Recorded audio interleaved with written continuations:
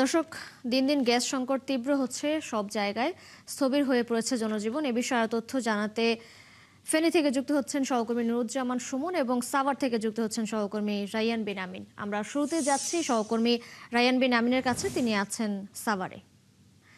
Ryan, গ্যাসের কারণে কি কি সংকট দেখা দিয়েছে জানাবেন, এবং এই সংকট নিরসনে কোনো মোকাবেলায় কোনো পরিকল্পনা নিয়েছে কিনা ফিলিং স্টেশনগুলো জানাবেন।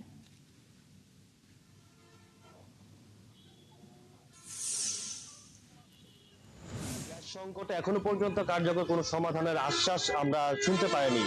আর তিতাসও বলতে পারছে না কবে নাগাদ সমস্যার সমাধান হবে। তারা বলছে যে যেহেতু জাতীয় গ্রিডের সমস্যা, সেই কারণে সাভারে তাদের যে পরিমাণ চাহিদা তার অর্ধেকেরও কম গ্যাস তারা পাচ্ছে। এই কারণে সবচেয়ে বড় যে প্রভাব সেটি পড়েছে শিল্প কারখানাগুলোতে। শিল্প কারখানাগুলো গ্যাস পাচ্ছে না।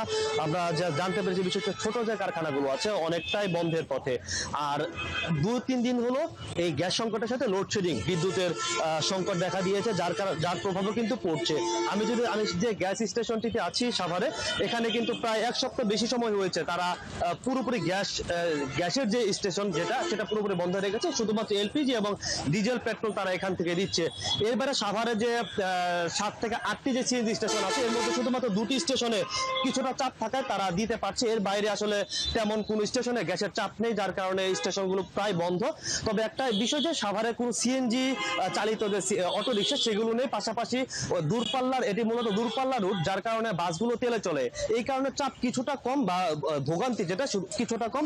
ব্যক্তিগত যে গাড়িগুলো আছে, এই গাড়িগুলো আসলে সিএনজি না পেলে তারা এলপিজি বা বিকল্প হিসাবে তারা পেট্রোলে চলছে। যার কারণে সাভারের মূল যে ভোগান্তি সেটা শিল্প কারখানা এবং বাসাবাড়ির যে ভোগান্তি সেটি এখনো পর্যন্ত আছে। কবে নাগাদ সমাধান হবে কেউ বলতে পারছে না। তৃষা। রায়ান, আপনি আছেন, থাকবেন আমাদের সঙ্গে।